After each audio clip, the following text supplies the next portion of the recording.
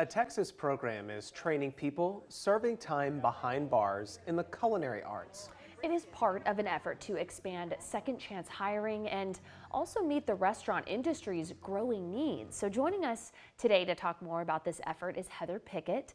She's the executive director of the Texas Restaurant Foundation. Heather, thank you so much for joining us today. Thank you for having me.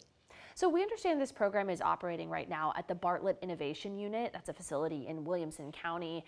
Explain what happens there. What's different about what's going on at Bartlett? Of course, so the Bartlett unit has a phenomenal kitchen and culinary arts program.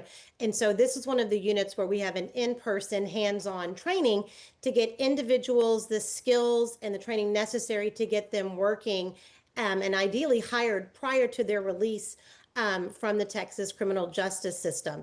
If you are hired and have a job lined up before you release from prison, your recidivism rate is cut down to 2%. And how many people incarcerated there are currently in this program, and what are they able to obtain in terms of maybe credentials and skills? So credentialing, they are getting their ServSafe credentials, which are required by the state of Texas. So they are covered once they go to work. They're getting hands-on knife skills. They're also getting the soft skills that are so important in the restaurant industry: customer service skills, active listening, and how to work with the customer to make sure everyone is having a wonderful experience in our Texas restaurants. So we know right now more than 1.4 million people work in the restaurant industry in our state. Is that enough to meet the demands of this growing industry, especially as Texas grows? And then how will this program help maybe build up that workforce even more? That's not enough people. And as you mentioned, so many people are continuing to move to our great state of Texas. In the next 4 to 5 years, we're going to need another 288,000 individuals working in Texas restaurants and in the entire Texas restaurant ecosystem, the restaurants, the suppliers, everyone involved in that industry. So we partnered with TDCJ to get individuals trained and ready to work and then hired upon release. Right now, we have about 21,000 resumes in the works for individuals that are coming out of not only the Bartlett unit, but any of the Texas criminal justice units where they are either having the hands-on culinary training or going through our second chance online guided program with their reentry and rehabilitation coaches. So trying to get all those individuals that are now right now working in the prison kitchens, feeding 300 to 400 people a day, making sure that they are also certified and ready to hire upon their release date.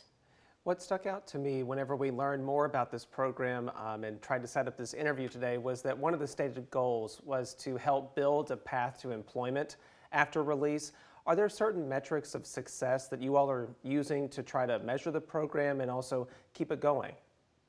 Oh, of course, we're working with TDCJ and the job coaches that each justice involved individual gets assigned when they receive their release date. But we're also working with our employers and making sure that they know how to be a better employer and mentor to these individuals so that we keep them as long-term industry employees for our restaurants. They're coming out of the justice system ready to work with great experience. They're from some of our people that we've already placed. They're some of the best employees that our members and other restaurateurs have because they are so excited to work and they're thankful for this second chance that they are being been given to build a better future for themselves and their families.